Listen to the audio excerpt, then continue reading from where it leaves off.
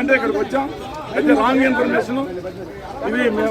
ఇక్కడ మాత్రం చాలా ఈరోజు పవరింగ్లో ఎప్పుడూ లేని దౌర్జన్యం. గత 25-30 సంవత్సరాల నుంచి వస్తున్నాం. ఇటువంటి ఘర్షణలు ఈ ఊళ్ళో లేవు. అందరం ప్రశాంతంగా ఉంటాం. అలాంటిది ఈ జోగి రమేష్ ఇక్కడికి వచ్చి ఇలాంటి ఘర్షణ వాతావరణం సృష్టించాడు. పోలీసు వాహనాలు ధ్వంసమైనవి, ప్రైవేటు వాహనాలు ధ్వంసం అయిపోయినాయి, చాలా మంది గాయాలు.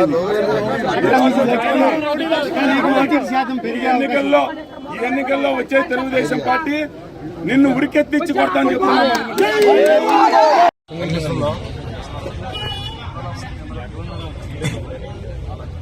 పెనమలూరు నియోజకవర్గంలో గత 20 సంవత్సరాల నుంచి ఎక్కడ చిన్న గొడవ కూడా లేదు. ఈ జోగి రమేష్ అనే వ్యక్తి మైలవరం రౌడీల్ని, పెడన్ వాళ్ళని ఇక్కడికి తీసుకొచ్చి రౌడీజం, గోండాయిజం, తెలుగుదేశం పార్టీ కార్యకర్త తల పగలగొట్టారు. ఈ రోజున ఇక్కడ వన్ సైడ్ ఓటింగ్ జరుగుతా ఉంది. పోరింగ్ లో సుమారుగా 10-12 వేల మెజార్టీ వచ్చే అవకాశం ఉంది. ఏ విధంగా అయినా సరే ఓటింగ్ శాతం తగ్గించాలని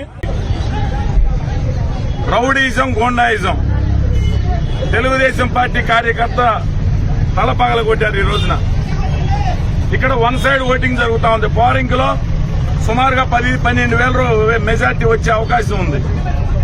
ఏ విధంగా అయినా సరే ఓటింగ్ శాతం తగ్గించాలని ఇక్కడికి వచ్చి పిల్ల పూగేసాలు వేస్తే పెనమలూరు తెలుగుదేశం పార్టీ కార్యకర్తలు చూస్తా కూర్చోరు.